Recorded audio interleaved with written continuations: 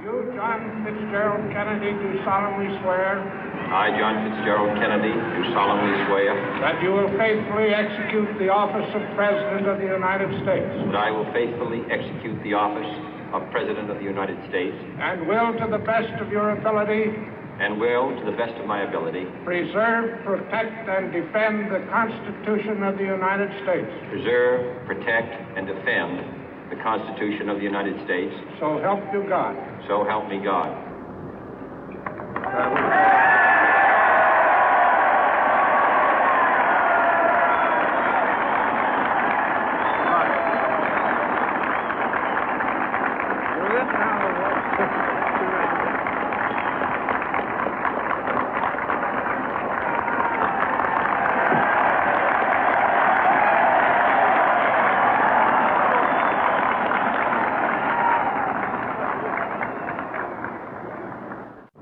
Vice President Johnson, Mr. Speaker, Mr. Chief Justice, President Eisenhower, Vice President Nixon, President Truman, Reverend clergy, fellow citizens.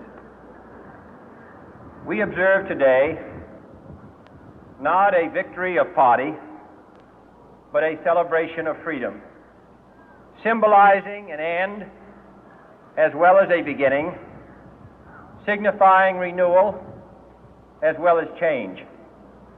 For I have sworn before you and Almighty God the same solemn oath our forebears prescribed nearly a century and 3/4 ago. The world is very different now, for man holds in his mortal hands the power to abolish all forms of human poverty and all forms of human life. And yet the same revolutionary beliefs for which our forebears fought are still at issue around the globe. The belief that the rights of man come not from the generosity of the state, but from the hand of God. We dare not forget today that we are the heirs of that first revolution.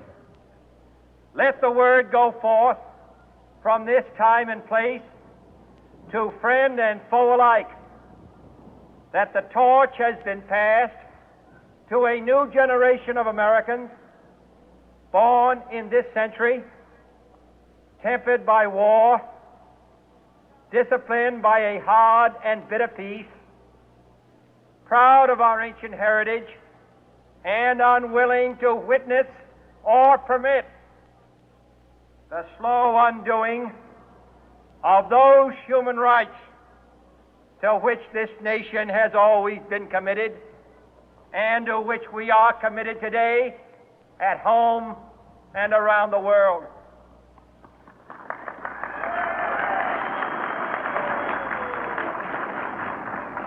Let every nation know, whether it wishes us well or ill, that we shall pay any price, bear any burden, meet any hardship, support any friend, oppose any foe to assure the survival and the success of liberty.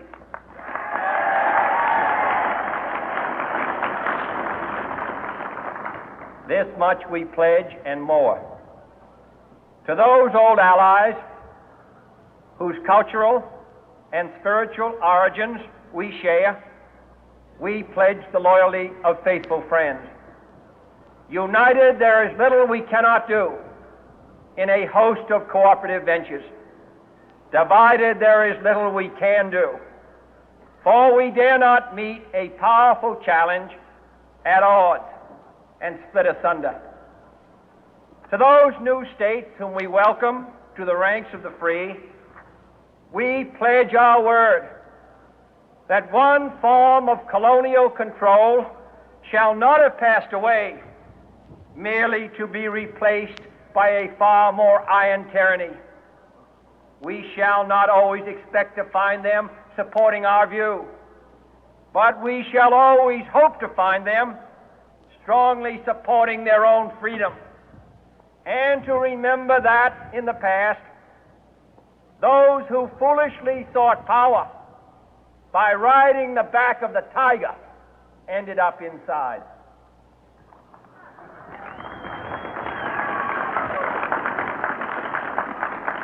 To those people in the huts and villages of half the globe struggling to break the bonds of mass misery, we pledge our best efforts to help them help themselves for whatever period is required, not because the communists may be doing it, not because we seek their votes, but because it is right. If a free society cannot help the many who are poor, it cannot save the few who are rich.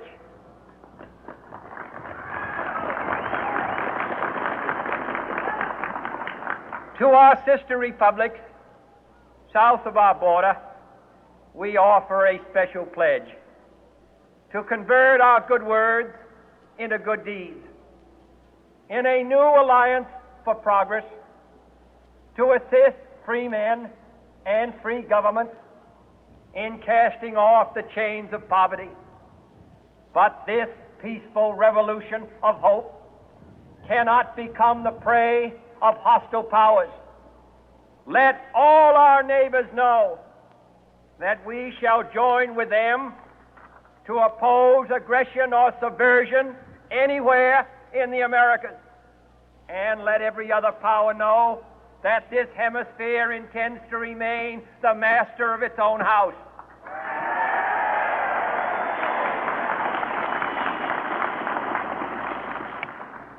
To that World Assembly of Sovereign States, the United Nations, our last best hope, in an age where the instruments of war have far outpaced the instruments of peace, we renew our pledge of support to prevent it from becoming merely a forum for invective, to strengthen its shield of the new and the weak, and to enlarge the area in which its writ may run. Finally, to those nations who would make themselves our adversary, we offer not a pledge, but a request that both sides begin anew the quest for peace. Before the dark powers of destruction, unleashed by science, engulf all humanity in planned or accidental self-destruction, we dare not tempt them with weakness, for only when our arms are sufficient beyond doubt can we be certain beyond doubt that they will never be employed. But neither can two great and powerful groups of nations take comfort from our present course, both sides overburdened by the cost of modern weapons, both rightly alarmed by the steady spread of the deadly atom, yet both racing to alter that uncertain balance of terror that stays the hand of mankind's final war. So let us begin anew, remembering on both sides that civility is not a sign of weakness, and sincerity is always subject to proof.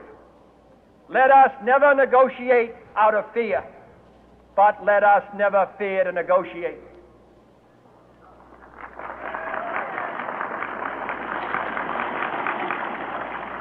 Let both sides explore what problems unite us, instead of belaboring those problems which divide us.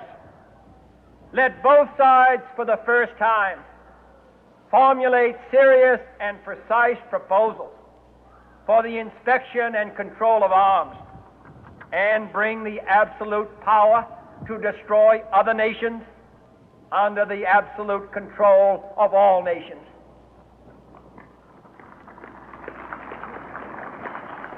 Let both sides seek to invoke the wonders of science instead of its terrors. Together, let us explore the stars, conquer the deserts, eradicate disease, tap the ocean depth, and encourage the arts and commerce. Let both sides unite to heed in all corners of the earth the command of Isaiah to undo the heavy burden and let the oppressed go free.